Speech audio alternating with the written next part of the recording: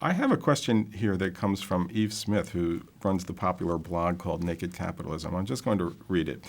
In your Atlantic article, The Quiet Coup, you stated that the hold of the financial services industry on government, which you compared to third world oligarchs, would not be broken. You'd need to see some break ranks and back reforms as happened in the Great Depression. Clearly that has not occurred based on what you've said today. Are you troubled to see discussions in the media ignore this issue and worse, act as propagandists for the industry by suggesting that the reforms were tough and will inconvenience big banks? Yes, I think Eve Smith once again has hit the nail on the head. It's about ideology, and it's about what we call in the book cultural capital. Financial sector persuaded people in the run-up to 2008 that they were smarter than their predecessors and than pretty much anyone else in the economy, that they knew how to organize and manage risk, and they should be allowed to do all kinds of things that a previous generation of regulators would not have permitted. Well, that ideology was obviously shaken by the events of 2008 and 2009, but now we see it coming through again in a apparently persuasive form, backed, of course, by a lot of lobbying dollars and a lot of very articulate people in Washington who work on behalf of this sector. But at the essence, I think Eve is right. At the essence, if the media doesn't get it, if the smartest journalists who you respect and read every day, who write on the front page of major newspapers and on leading analytical, serious websites run by those papers, if they don't get it, if they don't understand what the financial sector is doing, why and how, then that definitely contributes to the problem. So, related question, I think that there's probably a handful of economists who foresaw the bubble and predicted in one way or another, forecast that there would be a crash as a result. Those folks were pretty much ignored prior to the financial crisis. Once the financial crisis hit, they then predicted a lot of the things that were going to happen. And, first and foremost, that it would be a very long recession. However deep, there were different opinions, but that it would be longer than your garden variety because it was a debt deflation-related recession, which is very different and caused by a financial crash, which research shows those kind tend to last longer. They also predicted that unemployment would be high but ongoing, very difficult to get down. So they've been proven. That same group, I think, have been proven pretty much right. But still they don't get that much respect in the media, and they don't get that much attention. Meanwhile, the analysts and economists that were mostly wrong on both counts seem to be the ones that do get all the attention. What's going on there? Why is that, and is there anything that could change that? Well, that's a fascinating question. I think you've correctly identified the phenomenon, but you really have to ask the media people what's going on. I don't know. It is a puzzle, and there's lots of questions that raises about really the nature of information in our society, how experts are created, perceived, perhaps undermined by events. It's very interesting that even in terms of consequences, in terms of reevaluating anyone or anything, the New York Times reports that almost all of the board members of the financial companies at the heart of the crisis, where there was clearly mismanagement, clearly a failure of oversight, almost all of the people who had board positions still have board positions, still continue in the same sort of places of prestige and power and influence in our society. So perhaps we've reached a point somehow in our, I don't know if it's in our consciousness or in our mechanisms of evaluation at the social level, where we ignore consequences and we don't update. You have a lot of historical information in your book, and one of the more interesting ones I thought was when you talked about Teddy Roosevelt and how he talked about consciousness. He changed the consciousness in his day.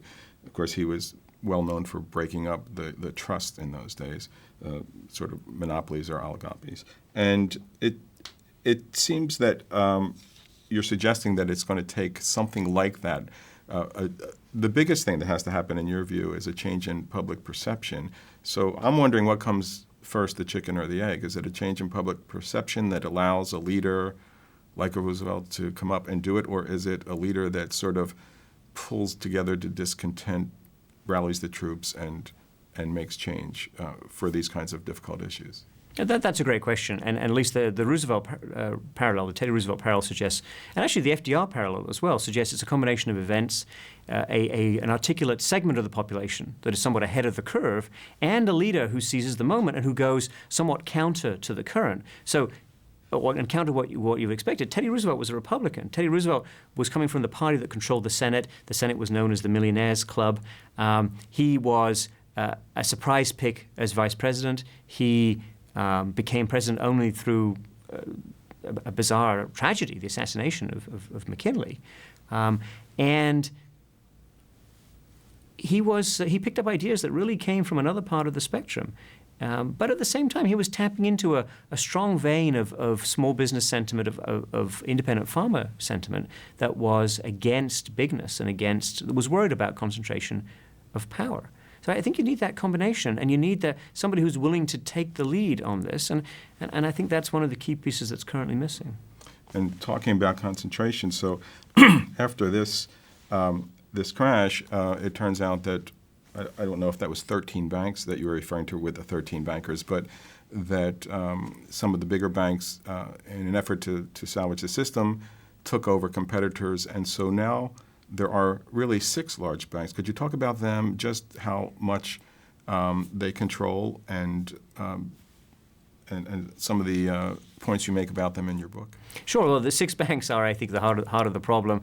Those 6 banks have assets, size of the bank, balance sheet, roughly 63, maybe 65% of GDP right now. Before the crisis, they were 57 or 58% of GDP. And if you go back to the early to mid-1990s, that same group of banks and the other banks that they gobbled up along the way, that same group was 16% of GDP. So they've become much larger relative to the economy. This is a very important point, that the U.S. is not a country based on big banks. We don't have a big banking tradition relative to other countries. We don't have a tradition of bank concentration or concentration relative to the size of the economy. And there's no benefits that anyone can point to from a broader economic point of view of this increase in bank size. So at the very least, we should roll the banks back to where they were before this merger movement, before many of the barriers on their activities were taken off. And we should also consider very seriously putting other controls and restrictions on the ability of those banks that are essential to our credit system, essential to our payment system. Those banks' ability to take huge amounts of risk should be severely curtailed. Well, people that would disagree with that point of view might say something like, look, the United States is operating globally. It's a big economy. Other countries have big banks. We need big banks too. How do you answer this? Well, I go talk to the CFOs and CEOs of major corporations, and these people are very accessible, and they're very interested in this question. And their views, the ones I talk to, the ones who go on the record, clearly say that we don't need banks of this size. The idea that J.P. Morgan Chase has to be a $2 trillion bank in order to provide the kind of financial service, in order for us to get the kind of financial services we need to operate a non-financial company globally, for them that's a non sequitur. For them, that is a story made up by J.P. Morgan Chase and by other leading bankers. They don't see it that way. And I'd say the experts agree with them. Partly they can tap the markets on their own. Is that one reason? Yes, absolutely. What they need is people who are good in local markets. They need the ability. They need deep liquid markets for securities that they care about, and that would include derivatives, for example, so they can hedge some of their risk. That's, I think, understandable and acceptable.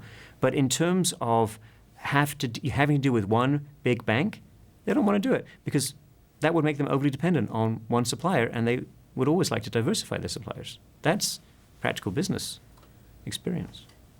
Another interesting idea that runs through the book is this idea of regulatory capture. Can you explain that and whether you think any progress has been made on that with the latest financial legislation? Well, no progress has been made, and sadly. Regulatory capture is an idea that doesn't come from the left. Some people think this is a left-wing book. I don't think it is at all, and in part because regulatory capture is an idea that was really invented and honed by George Stigler from University of Chicago, who was definitely not a left-wing person. He was a right-wing person. And he pointed out that when you regulate an industry of any kind, over time, the industry figures out how to capture the regulators, the minds of the regulators, and persuade them to do things that are in the interests of the incumbents. And really what you get in the classic Stigler view is a collusion between the regulator and the regulated that is against the social interest and against the interests of people who'd like to enter that business. So entry barriers would be constructed. Now, what we've seen in the past 30 years is George Stigler-type regulatory capture on steroids for the financial sector, where the problem is not just collusion between regulated and regulator, that's a problem, but the implications that has for financial stability that you don't have in any other sector. If you regulate utilities or you regulate any other manufacturing type of industry or any kind of services apart from finance, bad things can happen in terms of society paying a higher price for something. But you can't build up the sort of risk that will bring down the world economy. At least that hasn't happened, to my knowledge, any time in human history previously. But the financial sector repeatedly blows itself up. And the more you let them capture the regulators, the bigger they're allowed to become in that capturing mode, the more danger you face at the end. So you say that it takes a long time to turn a ship around like that. It takes years of I guess, hammering away in order to make progress against what you see as these big problems. How do you see this most likely playing out? I mean, on the one hand, you say we're likely to have another financial crisis, although I don't think you're willing to predict exactly when. But on the other hand, you hold out this hope that public consciousness could change, public opinion could change. It's a matter of years. You point out that in the Depression, after the crash, that it took many years to get the kind of banking legislation which held up and supported a very strong economy for a third of a century, I think you said in your book. So what do you see happening? Well, I hope that we have a Teddy Roosevelt type experience. The Sherman Antitrust Act was passed in 1890. It was not used against excessive corporate concentration of power or market power until Roosevelt seized the opportunity. In 1901, a very large monopoly was formed by J.P. Morgan and his associates, a railroad monopoly in part of the country called Northern Securities. Roosevelt saw this as an opportunity to try and break that trust and other trusts. And he brought a suit against Northern Securities. In early 1902, J.P. Morgan came to see Roosevelt at the White House. And he said, according to the record, he said, if we've done anything wrong, send your man to see my man, and we'll fix it up. And Roosevelt, thank goodness, said, no, we don't want to fix it up. We want to stop it. And he did. And in the 10 years that followed, from 1901 to 1911, the mainstream consensus on this issue shifted. In 1901, most people thought Roosevelt was a little bit crazy for doing this. They didn't understand the logic. The idea that there was such a thing as monopoly and monopoly power that should be addressed was not a mainstream consensus idea in the United States. By 1911, 1912, breaking up Standard Oil, the most powerful company in the history, certainly of this country, that was not controversial. And it was broken up in great American style so that all the shareholders made money and John D. Rockefeller and his family rehabilitated themselves in the eyes of the American public with great acts of generosity. That's what we should be looking for, that kind of opportunity. Because if you don't take that opportunity, you'll face what FDR faced in the early 1930s. When everything's broken, then, sure, there's a consensus for change. But at what cost? So it's a classic human nature where you can't get a traffic light at an intersection until there's been some serious accident. I am asking the D.C. government to address an issue, an intersection in my house. and they will not pay attention because they are distracted. And I fear it's not just human nature, it's the nature of human organizations. And the way we run our society that very much works in this direction. So based on some of the things we've talked about, are you expecting a lot more volatility in the economy? You talk about recessions, meta booms. It sounds like you're predicting a lot of volatility to me. Yes, I think this is a recipe not for stagnation. I know that a lot of people are pessimistic, a lot of people are worried about the job market going forward, and that's understandable on a short-term basis. But the conditions that I'm describing and the incentive schemes that have been put in place point towards a boom, a global boom, a boom perhaps centered around emerging markets, but with these massive too-big-to-fail American and European, by the way, banks at the center of the action again. You remember in the 1970s there was a so-called recycling of petrodollars. The oil countries had large current account surpluses. They parked those with banks in London and in New York, and those banks, for example, Citibank, lent those dollars to Latin America and to communist Poland and communist Romania. And that ended very badly in 1982. So repeating some version of a global cycle like that strikes me as the most likely outcome. And the 1920s, of course, were terrific. There was a transformation in the American economy. There was a growth of the middle class. The automobile industry took off. There were real productive changes. And finance played a constructive role there. But finance also got out of control. The big banks went into securities trading, a business they didn't understand. They didn't know the risks they were taking. They abused a lot of customers, by the way. They lured them into products they didn't understand. But the heart of the problem, 1931, 1932, 1933, was that the major banks had taken risks onto the balance sheet that they didn't understand, and they were essentially insolvent. Some of them failed, some of them were saved. The rest of the system also suffered calamity under those circumstances. Let's not do that again. But that's where this is pointing. What haven't I asked you that I should have and you'd like to tell us about? There's a great deal of discussion right now in America about fiscal responsibility. And I just cannot take anybody seriously who wishes to discuss this issue without putting the financial sector front and center. As a matter of historical record, just look at the Congressional Budget Office data, uncontroversial on this point. The increase in government debt, net government debt, held by the private sector, which started out around 41% of GDP, it's on its way to 70, 80% of GDP, roughly doubling. That increase is due primarily to the financial crisis. It's not, by the way, the result of the fiscal stimulus even. Most of that increase is just because when you have a big recession, you pay unemployment benefit to people and you collect less taxes.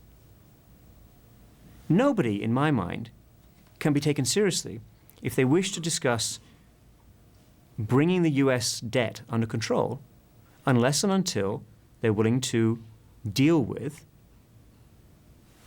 these financial sector issues that, again, threaten to completely destabilize both our economy and the fiscal soundness of the government. Those wouldn't be naturally linked in the public's mind, though. Explain why they should be. Well, look, I testified to the Senate Budget Committee on these issues and related issues recently. And the reaction among the senators who were present, and I must say from left and right, there were very responsible, sensible people there for whom I have a great deal of respect. You know, they felt that they already have enough on their plate, that they already have difficult enough problems, and I respect that. I'm very sympathetic to that. But this is where you need leadership. This is where you need someone who goes out and explains it to people. And the data are not controversial. I'm on the panel of economic advisors for the CBO. So these are their data, not my data. I am explaining them to you. But what you need is a political leadership that gets this, that is willing to go out and explain to people where this fiscal problem came from and where it's going to go. Otherwise, you'll end up like Ireland. Otherwise, you'll let the banks get too big, the banks will fail, they'll ruin you fiscally. Ireland was considered to have a very responsible fiscal policy prior to 2008. It didn't, because of the hidden vulnerability, people call it contingent liability, the money they owed, the money they were going to provide in the event of this financial failure. Why should we go there? Why would we ruin ourselves in that way? It makes no sense. Well, thank you so much for joining us. Really appreciate it. Thank you.